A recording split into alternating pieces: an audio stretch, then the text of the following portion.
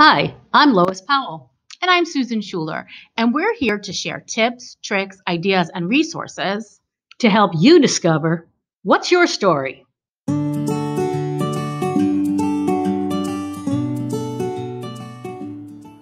Lois, how are you? Great, Susan. How are you doing? I'm great, and Can you believe it's fall already? I'm enjoying the cold snap. I know nobody else is, but I love it. Been waiting for it, honestly. Me too, and it's going to be gone before you know it.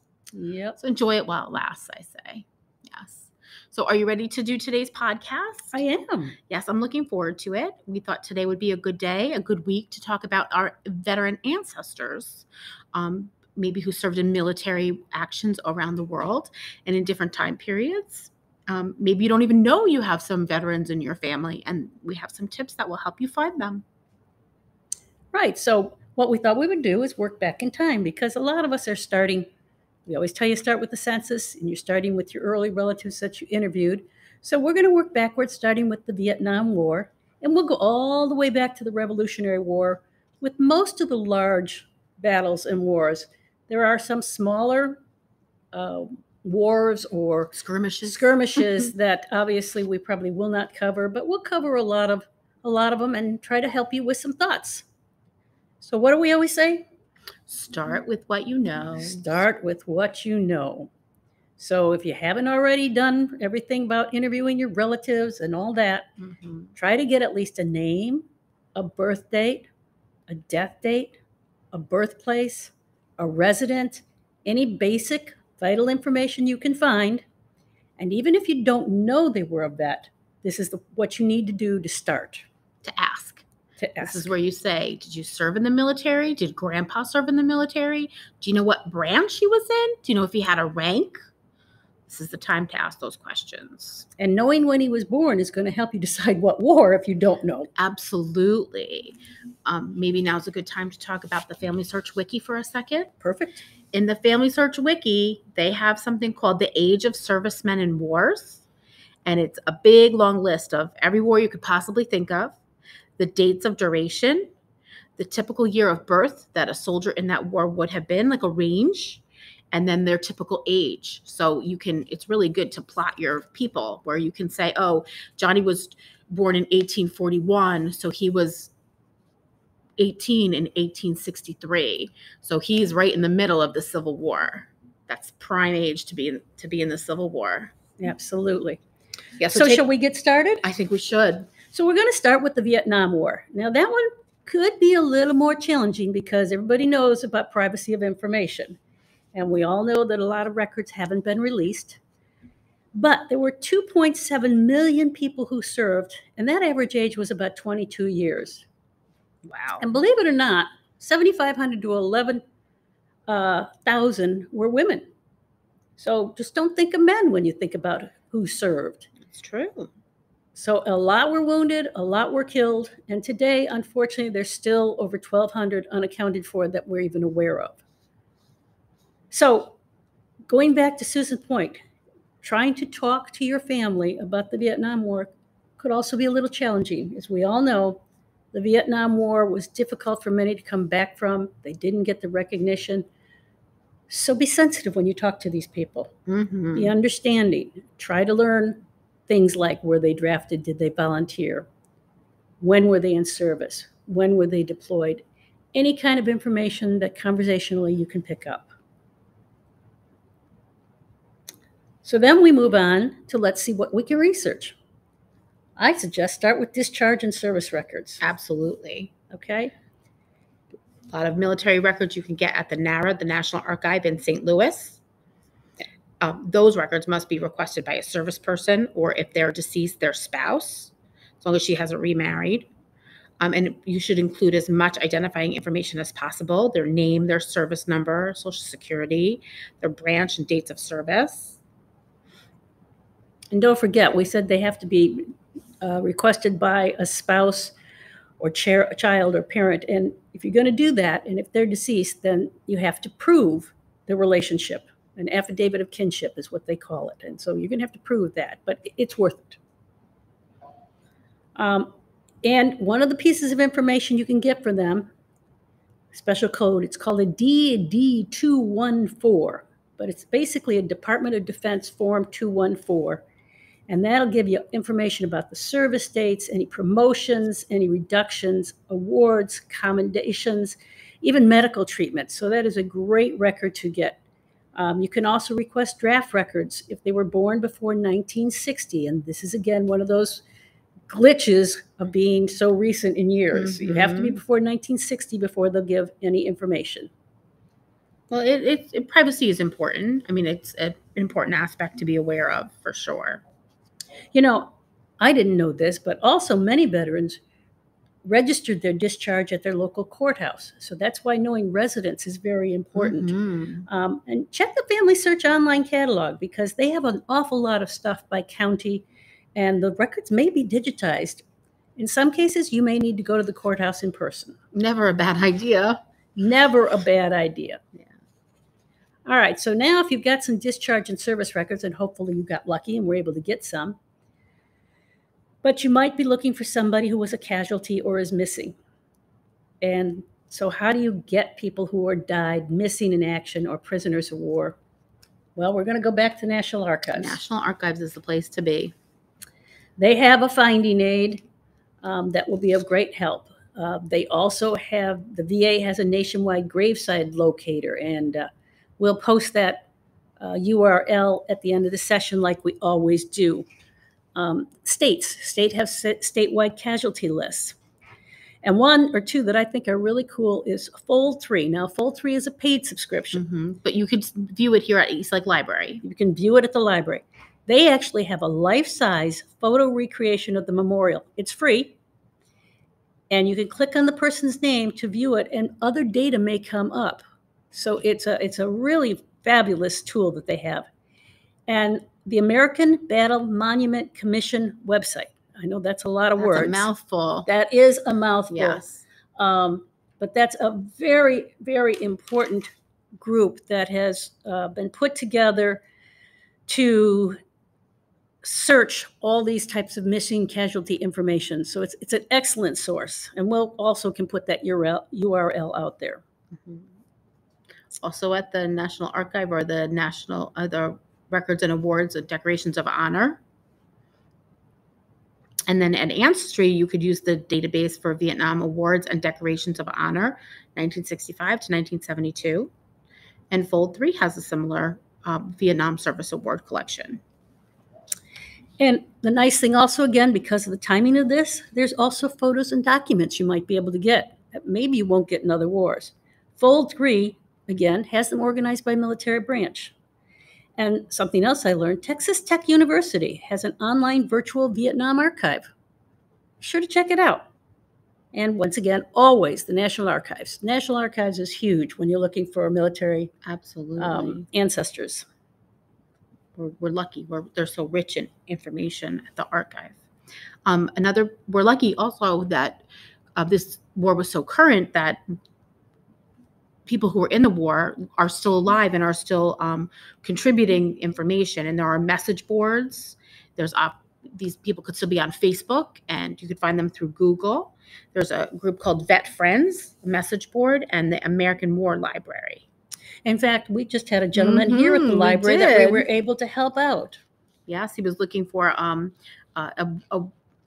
members who were in the battle with his brother in Vietnam during the Vietnam War. I want to say he was in the hospital in Japan.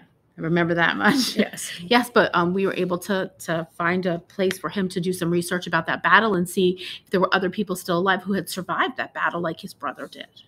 And by simple things like Google, we were able to find a couple of websites of the Vietnam groups that have organized themselves that are helping each other find other people. And he was able to go out there and do some research. We even found a phone number for someone he could call who could possibly help. So I haven't heard the outcome of that, but we gave him an awful lot of leads. And so I'm very hopeful that he found what he was looking for. We gave him a lot of homework. We gave him a lot of homework. So that's pretty much it for the Vietnam War. So you're ready to move on to Korea? I am. The Korean conflict. The Korean conflict. Again, fairly current, but now more data should become available. And as we said before, the National Archives, number one place you should always look when you're looking for military. Archives.gov, it's that simple. Now, it's not that simple to navigate, but it's that simple to remember the URL. And they have a lot of finding aids. They have a lot of useful information, a lot of things that will help you walk through. Yes, and for any one in the public, 62 years after the person's separation from the military. So in other words, if somebody separated from the military, say in 1950, then in 2002 or 12, whatever the math turns out to be, those become archival and they're open to the public. So that's a little bit of the math you're going to need to do, and you wouldn't have to be next of kin. Anybody on the other side of that who's younger, you have to be next of kin to order. Mm-hmm. And then, of course, another big one, and we already mentioned this, is county courthouse records. Once again, discharges tended to be recorded at the county courthouse. So that's a great place to check. Absolutely. People who didn't survive the war were casualties.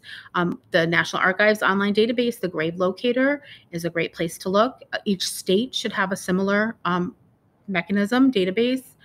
American Battle Monuments Commission includes the Korean War, and there's a missing and memorialized at the Honolulu Memorial. Yeah, that's the American Battle Monuments Commission is another great site. It's sort of like the National Archives. It's another great site to visit. And then, of course, POWs, and we'll go back to the National Archives. They're just search for Korean War veterans held as prisoners of war, and there's actually quite a bit of information out there. Yeah. One thing we should mention about for all the battles or all the wars across the board are newspapers. Your local hometown newspaper is probably a great resource about the boys who were from that town that were out fighting. I know for World War II in my hometown, they did a thing where they had like the service member of the week, and they would have a picture of him and like a little blurb, like, Patty from college misses him, or something to make him a real person that people were probably worried about and praying for and thinking of. And then also when people were injured or hurt, there would be newspaper articles. So definitely newspapers are always a good resource across the board. And you brought up another good point we hadn't mentioned, which grave markers. Oh, yeah. And again, probably all wars, you should look into this. And we'll talk about it again when we get to the end of this session. But on gravestones, you can learn a lot of information about military service. It might say their rank, it might say their date, it might say their branch of service. So always check out gravestones, find a grave, billion graves. These are all really good sources for all the wars. I had a great grandfather who I finally found his grave, and there was marking on there, and I Googled what it was, the U.S. infantry, whatever. I didn't know he was a veteran. Learned it from the grave marker. And once you learn that, then you can chase some of these other things that we've been talking about. Absolutely. So that's primarily the Korean War. Again, you use these major databases. Yeah. One more thing about newspapers, the Library of Congress is a great newspaper database. Excellent. Right, and free. And free. When we know we love free. We love free.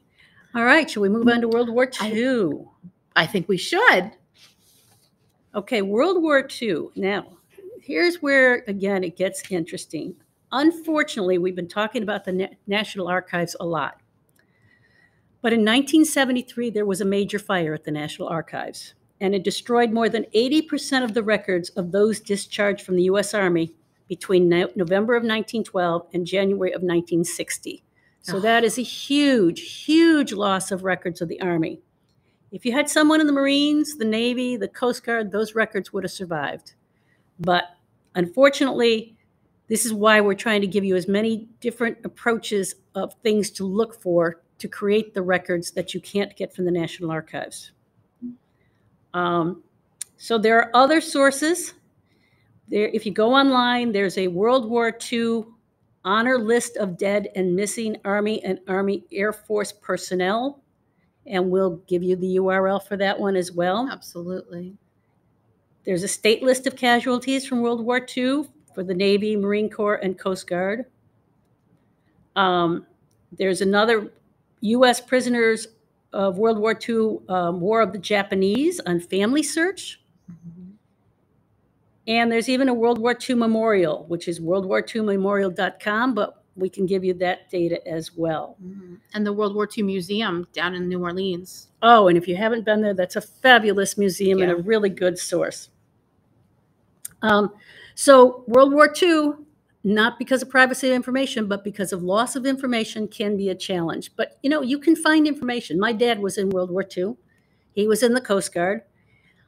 I didn't know a lot about it. I knew he served. I remember he was in the reserves when I was a kid, and we would go to the base, and he would salute, and everybody would salute, and I thought that was pretty cool. That is pretty cool. But he never really talked about the war. And it wasn't until after he passed that we found a lot of the documentation. But as a result of that documentation, I was able to go out and do some researching, just keying in the Coast Guard, keying in what regiment or whatever it was called in the Coast Guard, whatever areas he was in. And I actually found his ship. You did? I found pictures of that. I found what battles they were in. I found an awful lot of information, people he served with. So you can create this information. It just takes a little more work than simply going out to archives.gov. Yeah, I think, and I don't know if it's because this war has a lot of, I don't want to say the word sentimentality, but that's something that that's the word I'm thinking of because I can't think of a better one. But I would talk to the people in your family who were home during the war. How did their life change? What did they do? Did your grandma suddenly have to have a job? You know, did they have a victory garden? All those things that you hear about the war, how did it affect your family? And we always say there's little nuggets in there. Yeah. You're going to learn a lot, but you're going to, all of a sudden you're going to say, oh, I didn't know that. I wonder if I could Google that, or I wonder if I could research that. Yeah. Do you remember the TV show The Waltons? Yes. I used to call my Nana all the time and be like, did you do that? Like, you know, the things that they did. Sure. They never watched television. They had a radio. You know, things that we think of right now are historic. So there's a lot of information out there. Use the newspapers. Use the Gravesites. Yeah. Use the Department of Veterans, their Gravesite locator. There's actually also a headstone application for U.S. military veterans that you can go out to, and it's actually on Family Search. So if you don't really know about your ancestor, go out there and see if you can find the headstone. And that, again, will give you the information we talked about earlier, a lot of information to get started about who they were, where they served, etc. Yeah. During World War II, there was more than one draft. I believe there were at least 6 where they registered people to know who was available, not only for military service, but my favorite record is the old man draft, which would have been the 4th time they asked people to register, and they wanted to know your birth dates, but they were trying to calculate the manpower we had in the country, not just for military service, but who was going to be doing the work when all the other people were away at war. And one last thing we forgot to mention. What's that? Our favorite, the census. In the 1930 census, it was written their veteran status, and you will find World War II, Korea, etc., would be listed in the 1930 census. So when we said a very good place to start is, what do you know? Go back to the census. Never fails. Because you probably have all that information right in your records anyway. Absolutely. Yeah. You just might have to remind them a little bit. That's right. And that's M-I-N-E, mine. All right. All right. World War I. We're going back into the early 1900s. And let's revisit. I said census. I want to bring it up again. The census is a good place to start, especially for the World War I. You get a lot of information. I can even tell you it's in column 30 and 31. I love it. Because I've done a lot of research on it. So now you have no excuse. You know exactly where to look for it. That's right. Exactly. Gravestones. I think we've said it before, but the Find a Grave, Billion Graves, look for the VFW symbol or the American Legion symbol on the stone, or sometimes it's a little metal thing stuck in the ground, like a little metal emblem stuck in the ground. I've seen that also. And it might not tell you which war. So that's where you go back and check the age, and that'll tell you which war. And you'll know. Still newspapers, always Yes. newspapers. Newspapers are so rich in local resources, and the newspapers that were relevant to your hometown or to your family's hometown, and they might be digitized, you don't know, or they might be in a local library or archive, or historical society might be, lots of these little groups that's what they were doing during the pandemic. They were indexing these little collections that are really valuable. And then we'll go back to the discharge and service records. Now, we really didn't talk about this a lot in World War II because we had talked about the fire of the Army. But remember, the Marines, the Navy, et cetera, had all been saved in World War II. So you can still go after those discharge and service records for those branches. But in World War I, you can also write to the state adjutant general's office in the state where your ancestors served, and they probably have the service record information. Again, they also registered at the local courthouse and family search. Again, same online catalog. Records may be digitized, or you may need to visit in person. Field trip. Field trip. And then the U.S. Army War College in Carlisle, Pennsylvania has a library. They will need to know the regiment served in and the base location, but they can generally help you. So those are some little additional piece of information you can get from a World War I perspective. Also transport records. There's a collection of passenger lists of military transport ships. And also Fold 3 is a really great resource for all of this. And surveys. Believe it or not, many communities ask their local vets to complete a survey about their service, particularly from World War I. So check your local communities, your county libraries, and you may find some information there that actually your own ancestor even filled out. Oh, wouldn't that be cool? Wouldn't that be cool? Mm-hmm. We talked about military headstones, and you already mentioned maybe the plaque, etc. Mm-hmm. And also check the VFW and American Legion posts locally for membership records. Oh, sure. Okay, and local history societies. A lot of these folks had local records that would have been there. So those are the key things. And then we should always come back to today. We should, yeah. Ancestry is always a good resource, obviously. And what I like to do on Ancestry is to do the drop down and look for my state. And then I find the state that I'm interested in. And if you go to click on the state, then you'll see right there, they give you record sets that are specifically unique to your state. I did a quick search today. There's 15 record sets for New York State alone. There's about 40 for the state of Alabama. Depending on what records they kept. They might not be, totally full of all of, every county might not be represented, but it's always a good place to look. Same thing with family search, historical record collections with World War I in the title, and then the draft cards for World War I and World War II. Find My Past has 4 record sets for World War I, and My Heritage also has a military collection. So if you belong to any of these or use the free search sites like Family Search, go check the online records. There's probably pieces of information out there that you're going to want. And Ancestry, you can use the library edition here at Eastlake Library, which would give you Ancestry and Fold 3. Excellent. Mm-hmm. How about the Spanish-American War? I have a relative who was in the Spanish-American War. So did I. I just recently learned that too. Well, but what we didn't know, at least when I sought mine out, I don't know about you, is what we're really talking about here is the Spanish-American War, the Philippine-American War, and what was called the Chinese Relief Expedition, or the Boxer Rebellion. Now, why do you want to cover all 3? Well, because if you're finding them through a marker on a gravestone, it said SPAM War, Spanish-American War. Makes sense to me, right? But it's not. Because that designation was also used for the Philippine War and also used for the Chinese Relief Expedition. And why was that? Because pensions were all paid out of the Spanish-American War Fund. So all the pensions came out the same, so all the markers say Spanish-American War. It's just a fascinating piece of information. When you go back and look, don't stop at the gravestone and say, oops, that's why they were in the Spanish-American War. They weren't. You don't know that. And you can determine that. First of all, The census might have it in that column where I said to look. They might have written Spanish-American War. They might have written Philippine War. So that's one way. The enlistment date. If they enlisted after December 10, 1898, they weren't in the Spanish-American War, okay? Because it was over. So you know they weren't there. Date of birth. If they were born after 1880, they probably didn't serve in the Spanish-American War, because the Spanish-American War only lasted between April and December of 1898.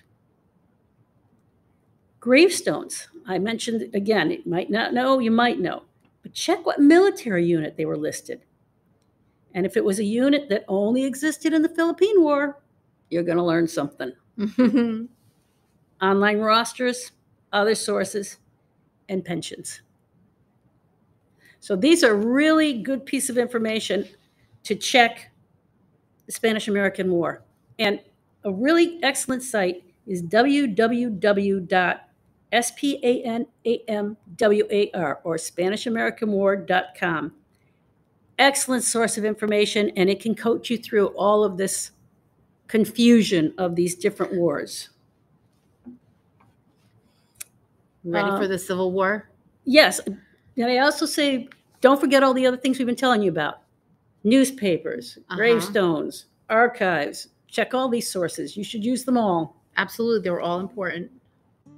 So next week, we will talk about the Civil War, the War of 1812, and the Revolutionary War, and all resources to help find your ancestors and their military service.